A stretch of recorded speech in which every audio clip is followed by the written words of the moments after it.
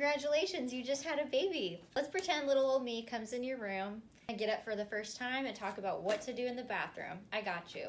And so what we're gonna do is lower your bed. I'm gonna have you sit on the side of the bed like this for a minute and make sure you don't feel dizzy. I'm gonna stand up and we're gonna wait just a minute. Sometimes a cold washcloth on the back of your neck kind of can keep you from vasovagaling and passing out, so that's a good tip.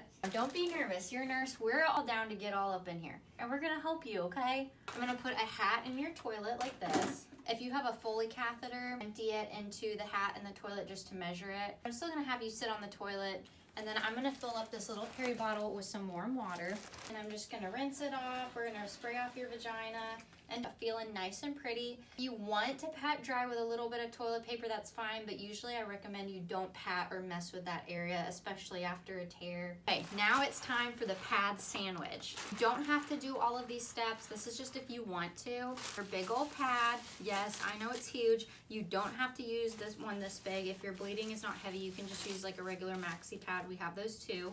Take the ice pack, break it, shake it up, and pour a little bit of water on it, and that makes it a little extra cold is a nice tip.